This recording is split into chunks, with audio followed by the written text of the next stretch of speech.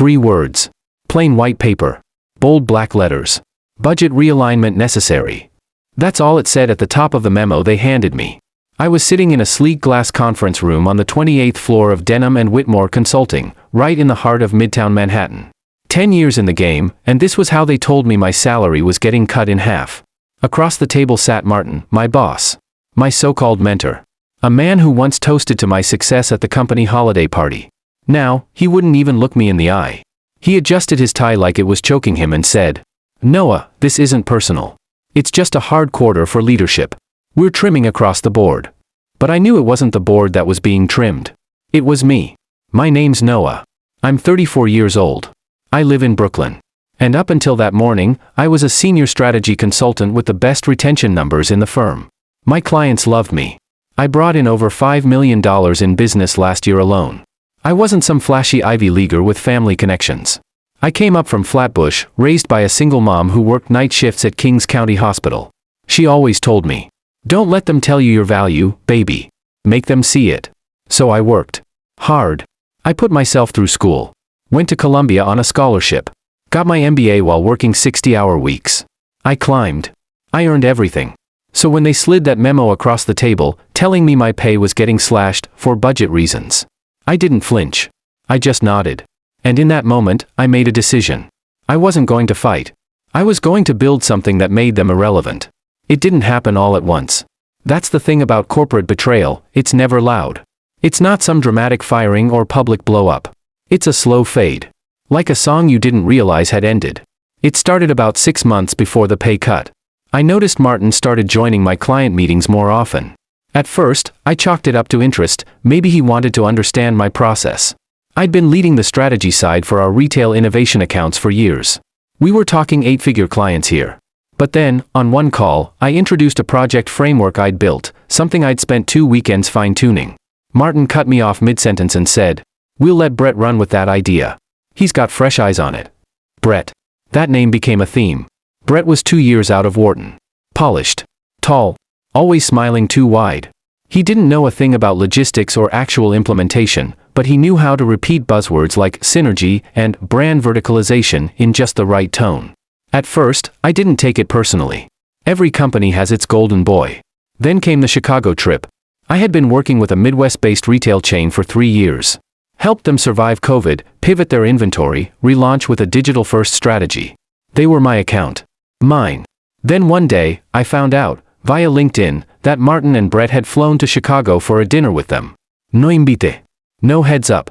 Just a post from Brett with a caption that read, "Big moves with a legacy brand tonight. Grateful for the mentorship." I stared at the photo, Brett in a tailored suit, Martin next to him, fake laughing. And I knew. This wasn't about giving me bandwidth. This was a quiet handoff. They were cutting me out. Piece by piece. A week later, I noticed I wasn't getting the usual client satisfaction reports from Chelsea, our team coordinator. I asked her casually over Slack, "Hey, any word on the Q2 feedback for the Brandon Group?"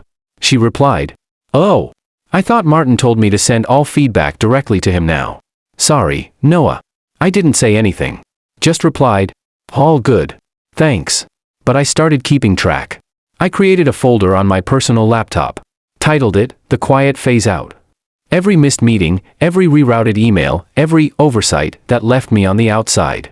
I documented it all. Because I wasn't going to react. I was going to observe. The moment everything clicked, wasn't a meeting. Wasn't an email. It was a cake. Chocolate with white icing. Sitting on the break room table. "Congrats, Brett, VP of Strategic Innovation." I stood there reading the frosting like it was a joke. Except it wasn't. Brett had been promoted. Not just a raise, an executive title. One that technically reported over my team. The same team I'd built. The same clients I'd spent years earning trust from. And me? I wasn't even told. No heads up, no, "Hey Noah, just want to loop you in." Not even a calendar invite. I stood at the edge of that break room while a few people clapped and someone popped a bottle of warm grocery store Prosecco. Brett raised his paper cup and said, "Couldn't have done this without Martin. Seriously, man, thanks for believing in me." Martin gave that politician smile. The one that never touched his eyes. I didn't clap. Didn't blink. I just walked back to my desk and opened my notebook. Wrote one line. "They're not replacing me. They're erasing me." That weekend, I drove upstate. No destination, just needed to be away from the glass towers, the meetings, the fake smiles. I pulled over at a rest stop, took off my Seiko watch, the one my mom gave me after I finished my MBA, and placed it on the dashboard. The back of it's engraved. Don't waste your time proving yourself. Build something that proves itself. I stared at that watch for a long time. And that's when I made my decision. No more waiting for the next red flag. No more hoping they'd do right. They had made their move. Now it was time to make mine. When I got back to the city, I didn't rage. Didn't throw files in a box or quit dramatically. I came in Monday morning like nothing had happened. Suit pressed. Coffee in hand. But inside? Something had clicked over, like a lock sliding into place. This wasn't a job anymore. This was an extraction mission. I started small. Every meeting I was left out of? I noted the time, date, subject, and attendees. Every client that mysteriously got shifted to Brett? I pulled the original project files and saved a clean PDF with my name all over it. Uploaded them to my personal encrypted drive. Every Slack thread where Martin accidentally gave Brett credit for something I led? Screenshot. Timestamped. Archived. You'd be surprised how many paper trails exist in a place that prides itself on being paperless. I wasn't planning to sue. That's not my style. But if they ever tried to spin a narrative that I underperformed, that I burned out, I'd be ready. I started reaching out to former clients. People I had helped through hard seasons, economic downturns, product overhauls, pandemic pivots. Nothing dramatic. No pitching. Just, hey Jason, just checking in. How's Q2 looking for you guys? Michelle, saw your brand update on LinkedIn, looks sharp. You good on rollout support? Most responded instantly. Grateful. Curious. A few even said something like, didn't know you were still around. We thought you'd moved on or something. That's what Brett implied. That's when I knew Martin's full playbook. He wasn't just replacing me, he was rewriting the story. Telling clients I was burned out. Distracted. Taking time off. Soft sabotage. But I didn't correct them. Not yet. I just re-established the bridge. Quiet. Professional. Steady. I formed an LLC. No branding. No big announcement. Just a clean name. Luxon Strategies, LLC. Registered it in New York. Set up a business email. Bought a $15 domain. Opened a business bank account at the same Chase branch my mom used when I was a kid. Then I built a simple Notion page, one page, no fluff. Just who I am, what I offer, and how I work. That was it. No logo. No newsletter. No 10x growth hack funnel. Just credibility. And trust. Because here's what most people forget in consulting. Clients don't hire companies. They hire people they trust. 2 weeks after Brett's cake party, I sent a single email. New subject, resignation. Hi Martin. After much thought, I've decided to step away from Denham and Whitmore to pursue an independent path. I appreciate the years of experience and growth here. Effective immediately, I'll begin a 2-week transition period to ensure a clean handoff. Best. Noah Adeyemi. No fanfare. No confrontation. Just a clean break. Martin replied 18 hours later. Understood. Let's set up a transition plan. Wishing you the best. He didn't ask where I was going. Didn't say, let's talk. Because he assumed he'd already won. I let him believe that. I didn't announce anything. No LinkedIn post. No new beginnings selfie. No humble brag about stepping into entrepreneurship. Instead, I worked. I gave myself 30 days to test a theory. If I reached out to my old clients, not with a sales pitch, but with value, would they follow? The answer? Yes. Faster than I expected. Jason, head of operations at a mid-tier retail chain in St. Louis, called me back within 48 hours. Noah, he said, you got us through COVID. You understood our margins better than our own CFO. Of course we want to work with you. What do you need from me? I didn't lowball. Didn't act desperate. I quoted fair. Premium, even, but reasonable for the value. He signed within 3 days. Retainer-based. Monthly. Clean. That was $680,000 in business pulled directly from Denham's pipeline. 2 weeks later, Michelle, a SaaS founder in Texas, came on board. Then a logistics firm in the Midwest. Then a nonprofit I'd helped years ago. By month 3, I had redirected just under $3 million in active consulting contracts into Luxon Strategies. No losent. No stouting. Just competence plus trust equals results. The beauty of consulting is that reputation moves faster than resumes. At Denham, I was just another name in a crowded org chart. Out here, I was the guy who actually got things done. And word got around. One client told me, off the record, Martin reached out last week, trying to win us back. But honestly, his pitch felt off. Like he didn't really know what we needed. Of course he didn't. He never listened. He just managed. 6 months after I left, I got a Slack message from an old colleague. Natalie. Quiet, sharp, observant. You won't believe this. Brett misquoted a deliverable by $150,000 and now legal's involved. Also, they lost the Hamilton Group account. That was one of mine. The same account Martin pulled me off of. Now gone. Soon after, I got another message, this time from a vendor rep. Is it true you're the one handling Hamilton's restructuring now? They said they ditched denim. Wild. It wasn't wild. It was math. Value goes where it's respected. 3 months after that, a former client forwarded me a Denham and Whitmore pitch deck. Thought you'd appreciate this, he wrote.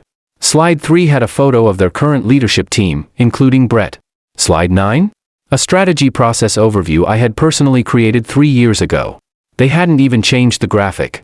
And at the bottom, in 10-point font, it said, former strategist currently on sabbatical. That's how they referred to me. On sabbatical. I printed it out and pinned it to my office wall. Right next to a photo of my mom. There's this weird quiet that follows revenge, when the noise dies down, and you're left alone with everything you built. I remember one night, maybe 5 months after I left Denham. I was sitting in my apartment, laptop open, invoices sent, client calls done. Everything was humming. The business was healthy. But I didn't feel triumphant.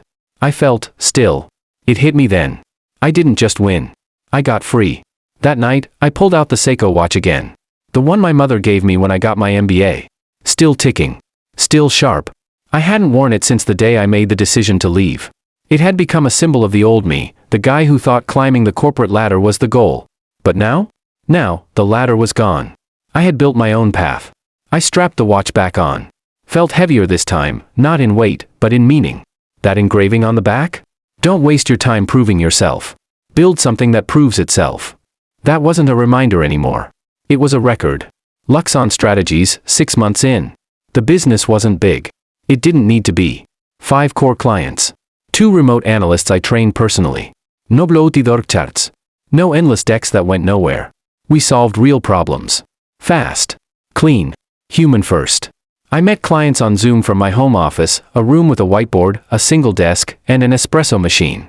No skyline view. No badge access. Just me. And results. I didn't miss the politics. Didn't miss the glass rooms, the jargon, the performative busyness. I had traded impressing people for impacting people. And I never looked back. Denham and Whitmore kept bleeding. A year later, I heard they restructured their entire mid-market strategy division. Brett left. Martin was reassigned to an internal project. That's code for, we don't know what to do with you.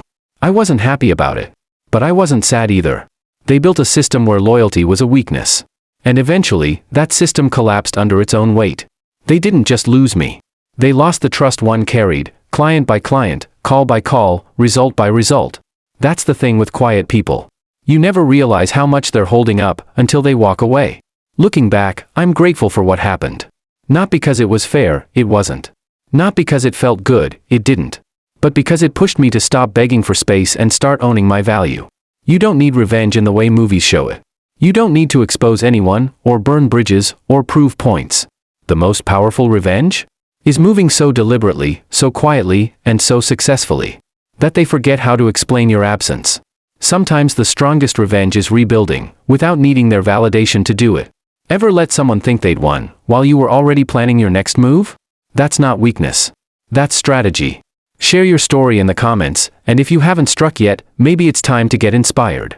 Subscribe, because justice is a dish best served one step ahead.